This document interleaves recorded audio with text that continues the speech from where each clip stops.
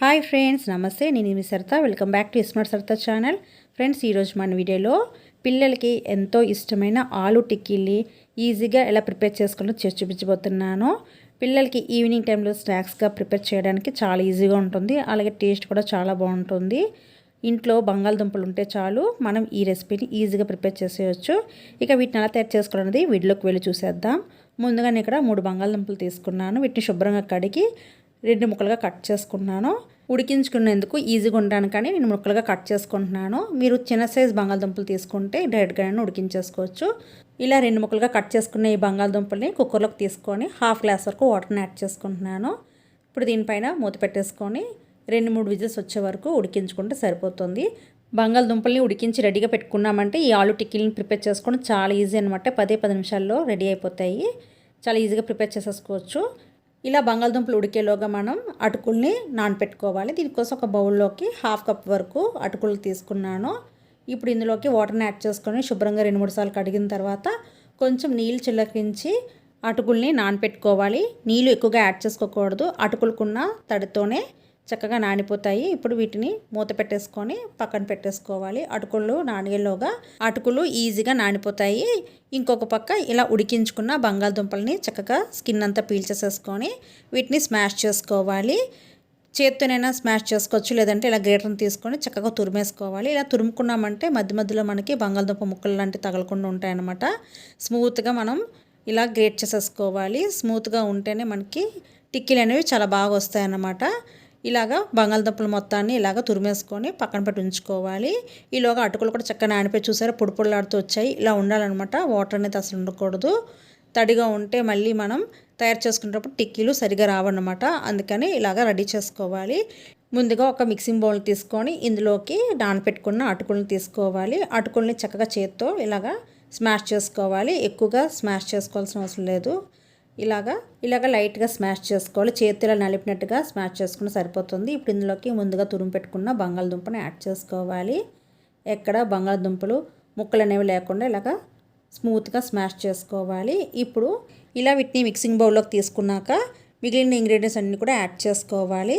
దీనికోసం ముందుగా నేను ఇక్కడ చిన్నగా ముక్కలు కట్ చేసుకున్న పచ్చిమిర్చిని తీసుకుంటున్నాను. కారం అనేది మీ ఇష్టం అనమాట. మీ రుచి తగినట్టుగా యాడ్ చేసుకోండి. అలాగే ఇందులోకి ఉల్లిపాయ ముక్కల్ని యాడ్ చేసుకోవాలి. చిన్న సైజు ఉల్లిపాయని చిన్న ముక్కలుగా కట్ చేసుకొని యాడ్ చేసుకున్నాను. అలాగే కొత్తిమీరని ఇలాగ సన్నగా తరిగి యాడ్ చేసుకోవాలి. ఫ్లేవర్ చాలా బాగుంటుంది. ఇందులోకి 1 టీ స్పూన్ వరకు ధనియాల పౌడర్ని యాడ్ చేసుకోవాలి. అలాగే 1/2 టీ స్పూన్ వరకు చాట్ మసాలాని యాడ్ చేసుకోవాలి. మీరు చాట్ మసాలాకు బదులుగా డ్రై మ్యాంగో పౌడర్ని కూడా తీసుకోవచ్చు. ఇప్పుడు ఇందులోకి 1/2 టీ స్పూన్ వరకు కారంని యాడ్ చేసుకున్నాను. చిల్లీ పౌడర్ని ఆల్రెడీ పచ్చిమిర్చిని యాడ్ చేసుకున్నాం కాబట్టి కారం అనేది చూసి యాడ్ చేసుకోండి. ఇప్పుడు ఇందులోకి రుచికి తగినంత సాల్ట్ని యాడ్ చేసుకోవాలి. ఇప్పుడు ఇందులోకి ఫ్రెష్గా దంచిన అల్లం వెల్లుల్లి పేస్ట్ని 1/2 టీ స్పూన్ వరకు యాడ్ చేసుకోవాలి. ఇందులోకి బైండింగ్ కోసమని కొంచెం కార్న్ఫ్లోర్ని యాడ్ చేసుకుంటున్నాను. మీరు బియ్య పిండిని కూడా యాడ్ చేసుకోవచ్చు. ఇప్పుడు వీటన్నిటిని కూడా చక్కగా కలిపేసుకోవాలి. చక్కగా కలిపి ముద్దలా తయారు చేసుకోవాలి. ఇలా ఈ మిశ్రమాన్ని చపాతీ పిండిలా తయారు చేసుకోవాలి. వాటర్తో అసలు యాడ్ చేసుకోకూడదు. అవసరం అనుకుంటే కొంచెం బియ్య పిండి కానీ కార్న్ఫ్లోర్ కానీ యాడ్ చేసుకోవచ్చు. ఇలాగ చపాతీ పిండిలాగా తయారు చేసుకోవాలి. అటుకుల్లో అలాగే బంగాళదుంపలు ఉన్న తేమతోనే ఈ పిండిని ఇలా కలిపేసుకోవాలన్నమాట. ఇలా రెడీ చేసుకున్న తర్వాత ఇప్పుడు చేతిలోకి కొంచెం మిశ్రమాన్ని తీసుకొని రౌండ్ బోల్లా తయారు చేసుకొని టిక్కీలా తయారు చేసుకోవడమే. దీనికోసం కొంచెం ఆయిల్ని చేతి గ్రీస్ చేసుకోవాలి. ఇప్పుడు కొంచెంగా ఇప్పుడు మిశ్రమాన్ని చేతిలోకి తీసుకోవాలి. మనకు నచ్చిన సైజులోని తయారు చేసుకోవచ్చు. మనకి చేత్తో పిండి ఇలా పట్టుకునేటప్పుడు లూజ్గా అనిపించిందంటే ఇంకొంచెం పిండిని యాడ్ చేసుకోవచ్చు.